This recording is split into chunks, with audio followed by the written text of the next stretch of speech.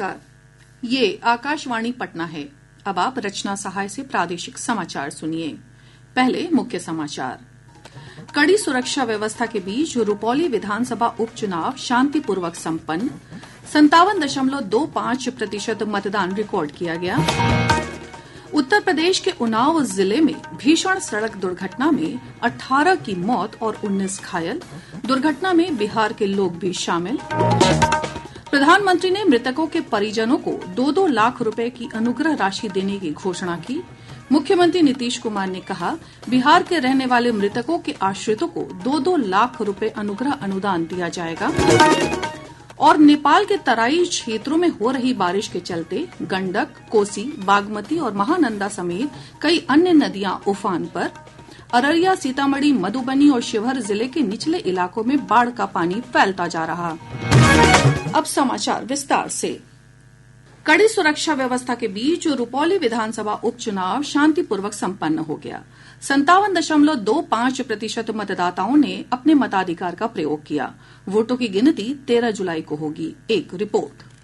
2020 में हुए विधानसभा चुनाव के मुकाबले 3.94% कम मतदाताओं ने इस बार वोट डाला। मतदान के दौरान कुछ जगहों से छुटपुट घटनाओं की खबरें आती रही, लेकिन प्रशासनिक स्तर पर सतर्कता से मामलों को सुलझा लिया गया। मतदान के बाद 11 उम्मीदवारों का चुनावी किस्मत ईवीएम में बंद हो गया। इस बार मुख्य मुकाबला आरजेडी के बीमा भारती और जनता दल यूनाइटेड के कलाधर मंडल के बीच है। आकाशवाणी समाचार के लिए पूर्णिया से होमी चंदन।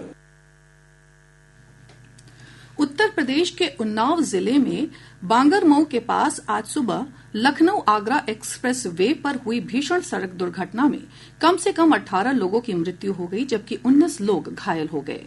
बिहार के सीतामढ़ी से दिल्ली जा रही डबल डेकर बस की टक्कर एक दुग्ध टैंकर से हो जाने से ये दुर्घटना हुई है। टक्कर इतनी जोरदार थी कि बस काफी क्षतिग्रस्त हो गई और लोग बस से बाहर जा गिरे। मृतकों में शिवहर के 6 और मोतिहारी के 3 लोग शामिल हैं।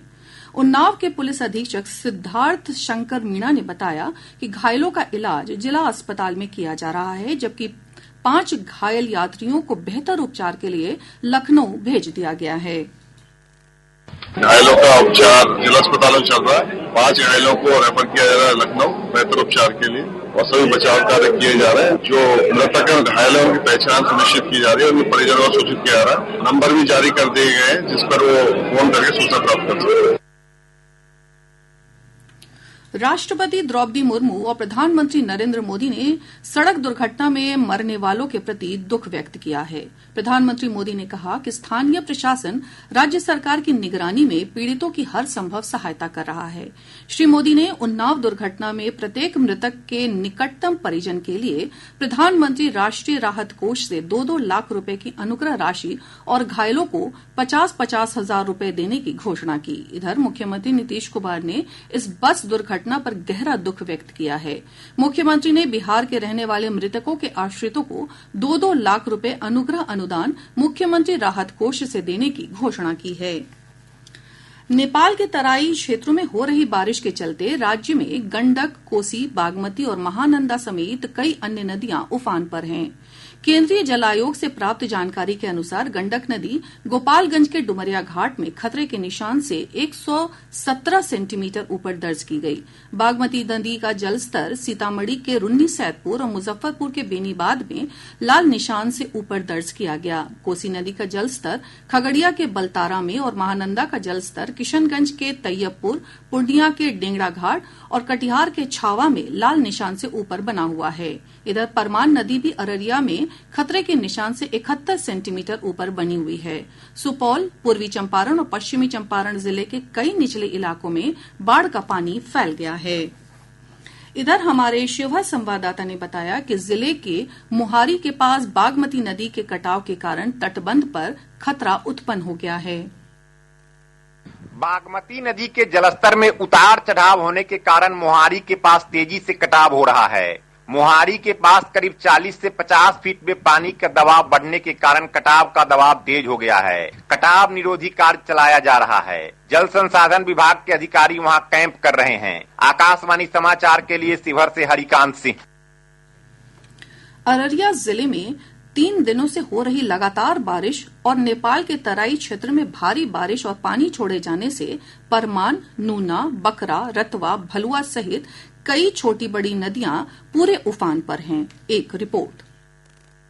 अररिया जिले के सिकटी, पलासी और कुर्साकांटा प्रखंड के 1.5 दर्जन गांव कचना, सालगुड़ी, बांसवाड़ी, अलवाबाड़ी, सिंधिया, पेपरा बाजार, धर्मगंज, छपनिया, रहटमीना, पकरी और जागीर परासी के निचले इलाकों के घरों में बाढ़ का पानी प्रवेश कर गया है। वहीं सड़कों पर 3 फीट पानी के तेज बहाव से आवागमन पूरी तरह बाधित हो गया है। इससे प्रखंड के कई गाँवों का जिला मुख्यालय से सड़क संपर्क टूट गया है। इलाकों के प्रभावित परिवारों के बीच प्रशासन द्वारा तत्काल पॉलिथीन सीड्स वितरित करने का निर्देश दिया गया है। आकाशवाणी समाचार के लिए अररिया से मैं गौतम सिंह सहगल। इधर सीतामढ़ी से हमारे संवाददाता ने बताया कि नेपाल के अधिग्रहण क्षेत्र में भारी बारिश से अधवारा समूह के झीम नदी के जलस्तर में वृद्धि हुई है। एक रिपोर्ट। भारत नेपाल सीमा के हनुमान चौक डायवर्जन पर झीम नदी का पानी 3 फीट से ऊपर बह रहा है। इससे आवागमन प्रभावित हुआ है। इधर बसंतपुर, लालबंदी, जहदी, लक्ष्मीपुर और मयूरवा गांवों का प्रखंड मुख्यालय से संपर्क टूट गया है। प्रभावित इलाकों के लोग ऊंचे स्थानों पर शरण लिए हुए हैं। अभियंता को बांध की निगरानी का निर्देश दिया गया है। राहत और बचाव कार्य जारी है। आकाशवाणी समाचार के लिए सीतामढ़ी से राजेश कुमार। मधुबनी से हमारे संवाददाता ने बताया है कि जिले के मधेपुर प्रखंड में पिछले कुछ दिनों से कोसी नदी के जलस्तर में उतार चढ़ाव लगातार जारी है। कोसी बराज वीरपुर से कोसी नदी में कल शाम 2,42,000 क्यूसेक पानी छोड़े जाने के कारण नदी के जलस्तर में वृद्धि होने लगी है, जिससे मधेपुर प्रखंड के कोसी दियारा इलाके के द्वारक, गढ़गांव, बसीपट्टी, बकुआ, भड़गामा और महपतिया पंचायत के लगभग 1 लाख लोग प्रभावित हुए हैं। फिलहाल कोसी नदी के जलस्तर में गिरावट दर्ज की गई है। आकाशवाणी समाचार के लिए मधुबनी से आकिल हुसैन। प्रदेश के अधिकतर हिस्सों में बारिश का सिलसिला जारी है। मौसम विभाग से प्राप्त जानकारी के अनुसार किशनगंज के दिघल बैंक में सबसे अधिक 156.4 मिलीमीटर बारिश रिकॉर्ड की गई। मौसम विज्ञान केंद्र पटना के वैज्ञानिक एसके सुमन ने बताया कि अगले 24 घंटों के दौरान राज्य के उत्तरी भागों के कुछ हिस्सों में भारी बारिश की संभावना है। वहीं राज्य के शेष हिस्सों में हल्की से मध्यम बारिश हो सकती है। राज्य में 24 घंटों के अंदर कुछ जगहों पर गरज के साथ वर्षा हो सकती है। राज्य के उत्तरी भाग जो कि हिमालय की तराई के पास है, वहां 24 घंटों के अंदर भारी वर्षा हो सकती है। 24 घंटों के बाद तापमान में 2 से 4 डिग्री सेल्सियस की गिरावट हो सकती है। राज्य के पूर्वोत्तर भाग में हल्की तथा बाकी भाग में मेघ गर्जन मध्यम स्तर की हो सकती है। इधर पश्चिम चंपारण जिले के लौरिया थाना क्षेत्र में बारिश के दौरान वज्रपात की घटना में एक व्यक्ति की मौत हो गई, जबकि एक अन्य गंभीर रूप से घायल हो गया। वहीं मुंगेर जिले के असरगंज प्रखंड में वज्रपात की चपेट में आने से एक महिला की मौत हो गई। प्रादेशिक समाचार आप आकाशवाणी पटना से सुन रहे हैं। ताजा समाचारों के लिए आप हमारे एक्स हैंडल AIR_News_पटना पर जा सकते हैं। सर्वोच्च न्यायालय ने कहा है कि दंड प्रक्रिया संहिता की धारा 125 के अंतर्गत एक मुस्लिम महिला को अपने पति से गुजारा भत्ता पाने का अधिकार है।